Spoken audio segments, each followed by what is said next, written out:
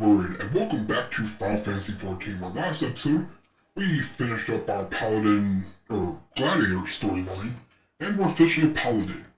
So for today's episode, it's going to be a little bit of a laid back one, just letting you know now. Basically, we're going to review all the Paladin abilities we unlocked last episode, and then I will be showing you the stuff I've been doing off camera. Mostly, let me just see, showing you, how miner, botanists, goldsmiths, and all these work. Just because, I realized, I forgot to tell you, I told you I was doing them, but forgot to show you what they are. But all that comes second. First, let's see our abilities. So we already had Sentinel, reduces damage taken, and Circle of Scorn, deliver attack with potency of 140 to all enemies, inflicts damage over time. Pretty sure that was there already. Now we have all of our new abilities as a Paladin. Spirits Within, deliver attack with a potency of 270. Instant cast with a cooldown. Okay, so it's not a combo, it's I'm just going to deal a whole bunch of damage right away. So I should probably set that. Shotron. Shotron? Reduces damage taken by 50%. Recast 5 instant... Wait, what? Is this something I can spam? Prominence. Deliver attack with a potency of 100 to all nearby enemies. Increases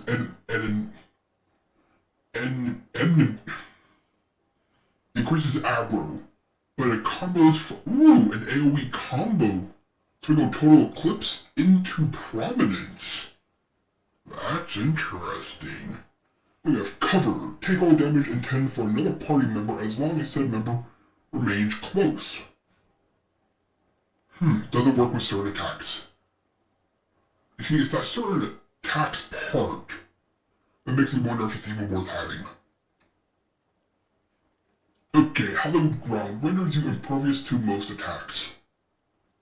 Again, will I be able to use that? Bulwark. Block incoming attacks. Does that mean guarantee block? Goring Blade. Ooh, that's not bad. Deliver attack with potency of 700. Can only be executed while under the Can only be executed while under the effect of Goring Blade ready.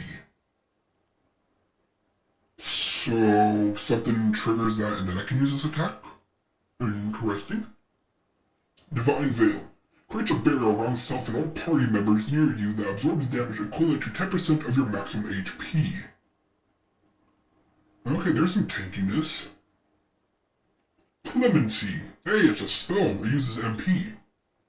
Restores target's HP. Cure potency 1000.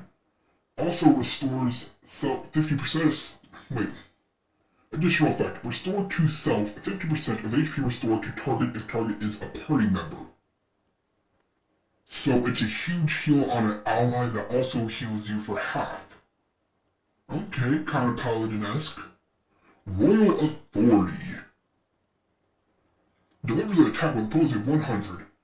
Combo action, Riot Blade. Is that something we already have? Yeah, Riot Blade. So I guess from Riot Blade, instead of into Fight or Flight? Wait, there's an action thing here. What? Oh, it automatically gets upgraded? Oh, it becomes Goring Blade when it's able to be used. Interesting. Where are they going? Okay, so it's a new combo attack. Intervention. Reduces target party member's damage taken by 10%. Lasts for 6 seconds. Increases damage reduction by additional 10% if Rampant or Sentinel is active. Okay, so seems like it's mostly reducing damage on others. Holy Spirit for 2000 mana. Ooh, another spell. Deals unexpected aspect damage with a potency of 300. Okay, it's just a spell. Rushes target and delivers an attack with potency of 150. Maximum charges 2. Gap close into an enemy. Okay. Requiescat. whatever. Request. Deals unexpected damage with opponents at 320. Additional effect grants 4 stacks of Request. Request effect increases the potency of Holy Spirit and spells And spells will require no cast time. So you activate this, and then you can cast 4 of these for free? Or not for free, but without cast time. Okay, that's a little weird. Passage of Arms. Increases block rate to 100 and creates a designated area in a cone behind you, in which party members will suffer 85% will only suffer 85% of damage taken. Okay, so that's a get behind me block. Cool, I like those. Effect ends upon using another action or moving. Cool, so it's a get behind me. Holy Circle. Deals unexpected damage with a potency of 100 to all nearby enemies, so it's a burst. Divine Might bonus 200 requires potency. Oh, if you have that, this increases damage. Effective Divine Might will be prioritized over Request when under effect of both. Okay. Atonement. Delivers an attack with a potency of 320, restores MP, that's nice. Grants Supplication Ready? Can only be effective when Atonement ready, huh? Confiteor. Okay, that's a weird word. Deals unexpected damage to target all enemies nearby with a potency of 420 for the first enemy and 50 less for all surrounding. If you're under Request, deals 920 instead, that's more than double. Can be executed while under the effects of Confiteor ready. Don't know what that means. Okay, Holy Showtron. Reduces damage taken by 15%, lasts for 8 seconds. Grants Knight's Resolve. Knight's Resolve reduces damage taken by another 15% for 4 seconds. Grants Knight's Benediction, which gradually restores own HP. So that's like the ultimate, okay, I'm going to take less damage for a while, then I'm going to take I'm going to take huge reduced damage and start healing. After a while, I still take reduced damage and heal, but not as much. That seems really useful.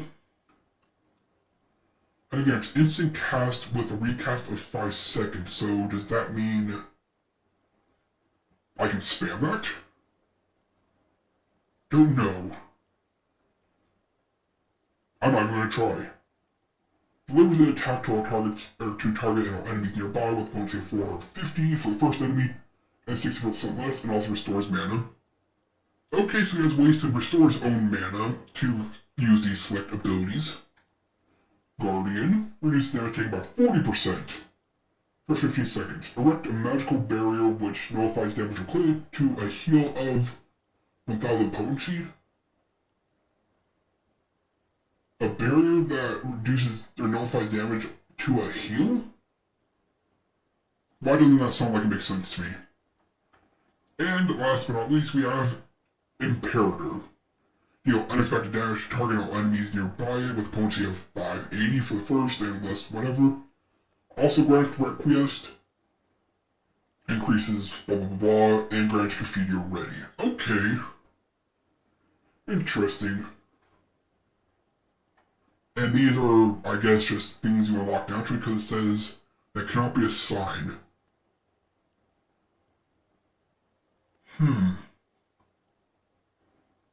So might as well. Supplication delivers an attack with potency of 380 and restores mana.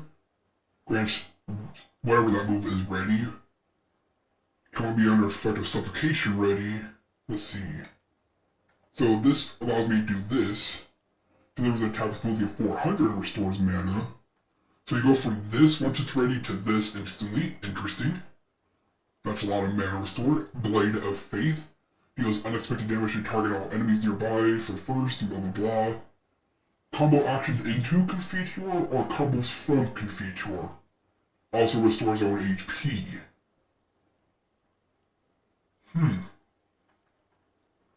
Blade of Truth deals unexpected damage to target all enemies nearby for good damage. Also restores own MP, so it's an upgraded version. Blade of Valor deals unexpected damage to all enemies. An even stronger version? Restores own HP, yeah. Oh wait, do you do you combo from like this and this into this into this? Or do you go from this to this to this? Blade of Honor deals unexpected damage to target with potency of 1000 to first enemy 50% less. Can only be under Interesting. Very, very interesting. So I found ways of reducing my own damage, found ways of reducing target damage, found ways of healing myself, which is pretty darn good. And, interesting. Kind of what I expected for a paladin, a lot of heals and shielding. Cool, can't wait to reach that point. And now for something completely different, time to show off our crafting classes and blah blah blah. So first up, we have the miner. As a miner, we can mine crops and we can activate this sneak skill so enemies will leave us alone. Let's see, lay of the land. Wait, is this active? You gotta have... Oh, there we go. There's a rock right here. We can mine, I think. Or not? This says there's one here, whatever. Okay, now we're under the effect of this. That's what it is. Okay, there it is. Mineral deposit has been acquired. I didn't know if it was on or off. So, as a miner, you find rocks or anything that glows. You go up to it, and you interact.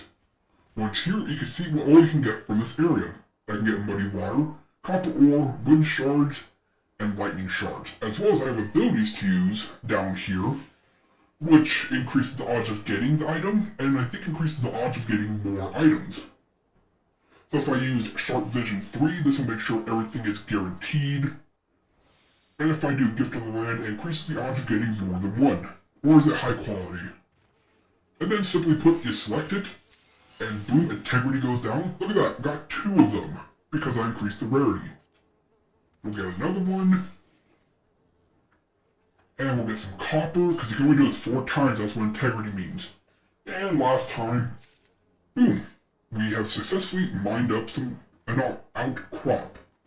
And as you can see from our mini-map, our mini-map, you can see where all of them are. We also have Lay of the Land, an ability that shows you where a high target value item is. As you can see on the little mini-map, if I were to head this direction, which is somewhere over here, there's a very high level outcrop for us to mine from. And that's how mining works. Pretty straightforward. You find a rock, you mine it up, and you take home the rewards. See, just mine away, got some more copper, you get XP, and you get your crafting materials. Pretty straightforward. Eventually, I think we'll unlock abilities that might restore integrity, but I'm not sure. Now, for the next class, we have to go to Gridania. Up, and away.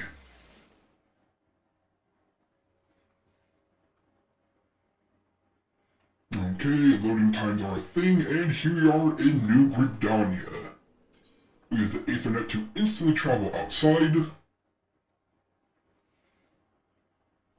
And here we are. So, I don't know if there's rocks here. Probably not. Nope, none here. Makes sense because this is where we become a botanist. Now we can harvest plant life. And the abilities are pretty much the same as a miner. The difference is where you collect them. In this case, we're collecting them from trees and bushes. If I can show you real quick. There we go. Mature tree ready for harvesting. So we come up to it, and look at this. We can get a snail, a maple branch, some latex, and some shards and some wood. For this time around, let's grab some latex. And as you can see, it's exactly the same as mining, only from trees instead of rocks. Now there is one more gatherer, I believe, the fisherman, but from what I understand, that's not even something you should worry about until you level up cooking. Or ready to cook, which I'm not ready to do. So now if I just grab my chocobo, head back to safety, I'll show you how the crafting works. Because after all, we gather all these materials, what do we use them for? Technically, a miner just mines up everything. A botanist just collects everything. Still gotta have a use for them. And that we do. I switch over to the goldsmith. Yes, new armor. Eventually I'll come up with something, but we now go over to our logs. Something I should mention, you can actually look up where you can find each items. If I want copper ore, it tells me found in Thanalan. If I want one shard, it tells me where I can find them. These appear, I think, naturally, but there are some that only appear after you collect them. And of course, rare materials and rare materials. You can also view them for all collecting categories, but whatever. Now, we craft. So, as I am a goldsmith, I specialize in apparently making metal. For instance, all that copper we got, we can use to make copper ingots. Takes 3 copper ingots plus, 3 copper nuggets and 1, I want to say wind shard, to create an ingot, which is needed to craft everything else. So let's do that real quick. So here we are, we're ready to make our stuff. Now the thing is, you can increase the quality of the item, meaning a better item. For instance, high quality copper ingots make high quality copper rings to make high quality copper armor, which increases the stats of said armor. So as you can see, I can basic synthesis, which progresses it all the way and it's done. Ooh, copper ingot acquired. But I have an ability here, basic touch, which when used, increases the quality. Now as you can see over here, I have a durability. I have 30 out of 40, which means I can only do basically 4 actions. And we know 1 progress, or basic synthesis, is all we need to progress all the way. So that means we can do another basic touch. We can even, now we could call it here at 91, but luckily we know we can do 2 more actions, so 1 more. Now whatever we produce is of highest quality, and we only need 1 basic, so kaboom! Just like that, we've made a high quality copper ingot. And as you can see, you can use the ingot to make rings, but you can also make stuff like a bone staff, which we've already had, or a copper that thing, or wristlets.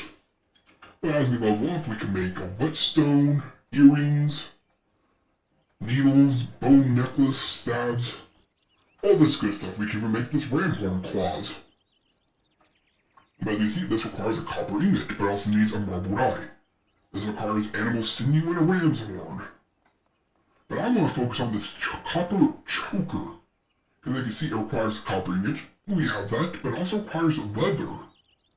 Now, how do you get leather? Well, you can buy it, or if I switch over, I can now make leather, and I can repair gear apparently. Disciples of the Hand have the ability to repair items. It requires dark matter. I'll look into that later. But look at this, we can now craft leather. And for hard leather, we need animal hide, but we don't. We have animal skin, but we can use that to make leather. And in case you're wondering, yeah, it's the same thing. Improve the quality, same as that crafting, it's just the item's different. And look at this, we have high quality leather for crafting, which means we can jump back to our other class of goldsmithing, and we would, in theory, be able to make that copper choker. So you see, you either have to play around with all the classes, or just focus on one and buy the materials. Up next, Alchemist. Which, in case you can't catch the theme, is exactly the same. You need items like rock salt, you get it from mining, and yellow ginseng, which I'm guessing you get from gathering, which means, again, you need a botanist and a mining. But for now, we'll just make some water from all that mud we gathered. So it's again, watered gem, muddy water. Let's see, make some high quality water. Don't know what the difference is between that and regular water, but whatever. And now we have high quality water, which is great for making, Let's see. Other things. Look at this. Using alchemy, you can make a grimoire. But I'm also guessing this is where you can make potions, which is good because probably gonna need some healing potions. And then of course we have blacksmithing and armoring, which I believe are the exact same, but let's check our crafting log. Oh, look at that! We can make a bronze ingot. Because we could only make copper ingots with a goldsmith, but as a blacksmith, we can make bronze ingots for things like a hatchet, a botanist tool, a sword, rivets, an axe. Basically, this is where we're going to get most of our tools and usefulness. Let's see, let's see if we can make a Viking sword, which we've already had. A nice axe. We can also make tools for our other classes, so yeah, this is the main one for making better weapons and tools. And you might be saying, okay, well, that's just one of them. Yep, we have armor, which, as you can imagine, does exactly like you think. It makes armor, which I will almost exclusively be using for vanity. Just because I seriously doubt any of this is going to be good enough to use, but it is cool. Now that's not all the classes. There are still a few more I haven't picked up yet, but I wanted to show those off before I kept forgetting to. Now then, that's been most of the episode, and I do apologize. Let's progress the story a little bit more. I have a feeling that we're almost on another dungeon, so we'll get to that point and call it there. So yeah, I have been crafting, and that's what crafting looks like. So if I mention crafting or, my mining is annoying, you now know what I mean. Believe it or not, it's actually kind of fun. You can just collect a lot of, because enemies don't attack you, you can just run around, collect all the materials you want, switch to a different class to craft the materials up. It's very meditative. But it is optional for a reason. To be fair, once we get leveled up enough, we'll unlock the ability to craft materia, which is one main reason to do it, as well as glamour spheres and dyes. So those are worth leveling up a crafter at least. And to level up a crafter, I suggest getting a gatherer as well. Alright, here we are. Where did we leave off in the story? Oh yeah, we rescued, what's their name, right? Talk to the right one, please. Thank you. Oh, you're back. Tell me the Sith Elder is well. Yeah, we found him. Thank the gods for that. I don't rightly know what to make of the rest of your tale, but I'm full glad the Elder didn't come to any harm. But there I go, tempting fate. Run over to Little Solace and secure his peace with the sylphs before aught else befalls us. Sorry about that.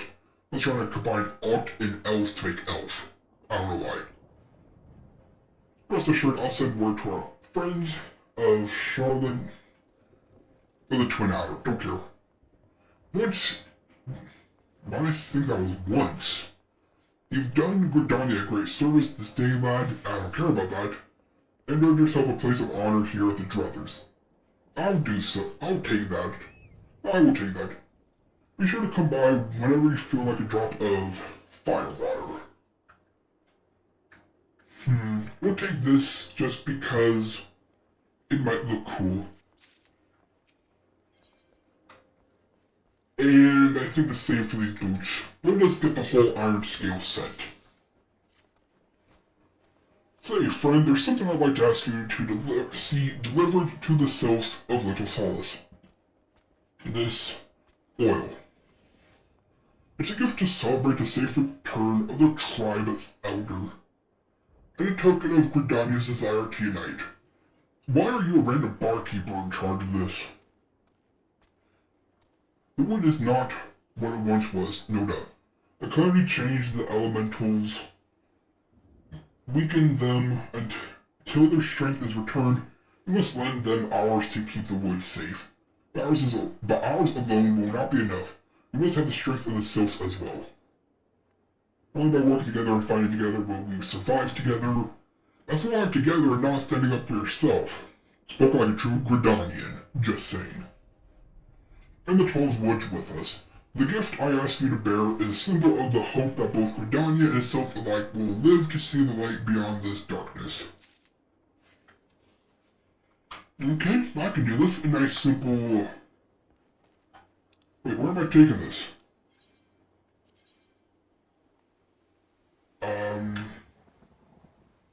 I'm just gonna fast travel. It's just so nice to fast travel. I don't care if I'm wasting money at this point. Ooh, it's raining here. I like a good rain every now and then. Plus it brings out the vibrancy of the forest. Giant gnats. Blech. Nothing says something's wrong than be able to crush a bug with a sword. You know, like actually cut it in half. Not right. Alright, I'm back. And here's some oil for you apparently. A gift from oh yeah, I forgot that's how these creatures talk. I'm sorry about that, I forgot that's how these creatures talk and I have to reset my mind. A gift from Walking One, Buscaron? A gift for these ones? Such a lovely scent. This one has never smelled anything like this before. Walking One, Buscaron, and Adventuring One are very kind. Know that this one is deeply grateful. Many walking ones are scary. Walking ones utter many lies and much deception. But this one is moved. Let us all these ones be friends forever. Yeah, I hate the way they talk. Alright, I got time for a little bit more. Believe in yourself. We'll start this and probably stop there. So I apologize about the lackluster episode, but I want everything to be shared in this playthrough. This is still my first experience with an MMO. Despite the fact I've been playing it for so long. I'm still discovering everything, you know?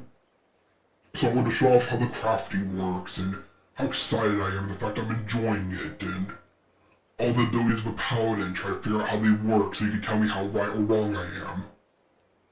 That's just the kind of machine I am. Ooh, cutscene. This one has been expecting Walking One. This one fetches Elder One. Yep, there's the older one. This one is pleased to see Walking One again. Welcome to the home of these ones. And you're here. Ah, there you are, Mechanist. We have just been hearing tell of your deeds of daring do. Well done. Talk normal. Ah, the Walking Ones who aided in Norexia. Norexia? Nora. This one is grateful. A pleasure to have been of service. If you do not mind my asking, how did your misadventure come about? Yes, because that's what we have time to waste on.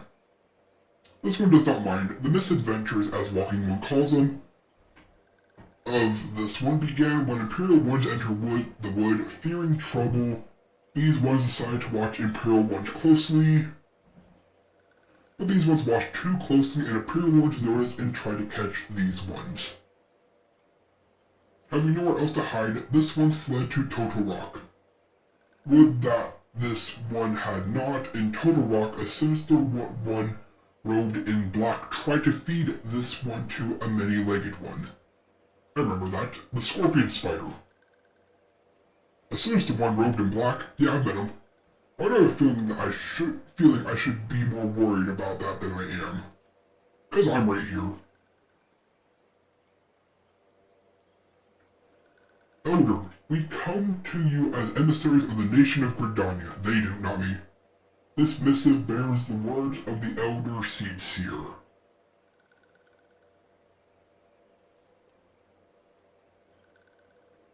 This one sees, so Walking Ones of Gridania are fearful of Lord Ramu. They are, I'm not, I've already beaten a primal. Plainly put, yes, your people summoned the Lord of Levin, but once, but that single occurrence occasioned great alarm. Okay, whatever. But it's not as if Gridanians dislike you or anything. Actually, it's just the opposite. They think of you as friends, and they don't want anything to get in the way of that. That's why the Elder Seed Seer wrote to you. This one well knows and respects Horn 1 Khan E Senna. Be assured, like walking ones of Gridania, these ones have no desire for conflict. These ones resort to summoning Lord Ramu to protect the wood from Imperial ones. This one counseled against doing so, but was not heeded. Against this one's wishes, Lord Ramu was summoned, and all those ones who took part became touched ones. Okay, flashback. These ones want so desperately to turn touched ones back to normal ones, but did not know how, and still do not know. Touched ones, meanwhile, wanted to turn these ones into touched ones, and did know how. This one fled to little solace with all those who did not wish to be bound to Lord Ramu. The walking ones of Gridania need not fear touched ones or Lord Ramu. Like other prime ones, Lord Ramu is not callous and cruel. So long as walking ones do not trespass on these ones' ancestral's homeland, where touched ones reside, walking ones will not suffer thunderous judgment. But this one has spoken enough of touched ones. Yeah, enough is putting it lightly. This one will speak instead to these ones. Of these ones. As this one said, these ones desire peace with walking ones of Gridania, and so these ones ask for a chance to set things right. By way of any addendum, mortals who are tempered come to take on the qualities embodied by the primal question. Didn't we go through this already?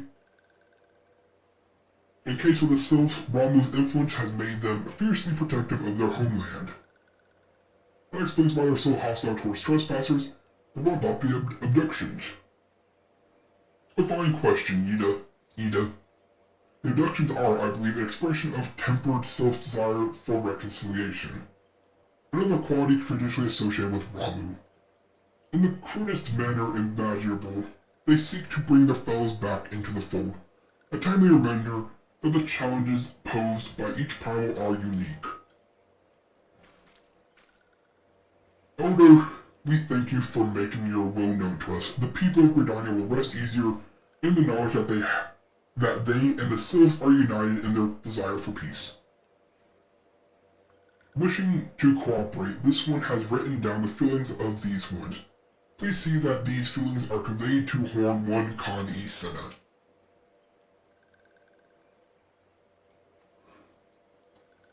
And with that, I believe we can lay the matter of Ramu to rest. Good, can we get out of here? I'm sick of the forest. That Sylph Elder is very reasonable. I must say, you could learn a lot from him. Was that a jibe? If so, I feel it is only fair to observe that one of us wouldn't recognize reason if it punched her in the nose. Did I say fair? I meant reasonable. Knock it off, can I get out of here? Anyway, we're going to head back to the Waking Sand and tell Minfilia all about it. Fear not, we will be sure not to mention the instrumental part you played in all this. And while we see to that, we should appreciate it if you would deliver the Elder's missive to the Adder's Nest. Of course, that's what I have to do. Elder, we humbly thank you for your time. It has been an honor. So does that put all this to rest so I can move on? The honor is this one's. Together let the walking ones of Gridania and these ones find a way to live in peace. For now. So, back to the Twin Adder, and I'm guessing we wrap up the story. Please wait. Of course we're not done. This one is yet to give walking one a token of this one's appreciation. When these ones summoned Lord Ramu, these ones were gifted this crystal. This one would now bestow this crystal upon Walking One as a symbol of the one's trust. Cool, a crystal acquired. Does that mean I have the power of Ramu now? Wait, aren't we supposed to collect these? And there goes the echo. Into the void I drift off to again. Yes, here we are in the void, my home.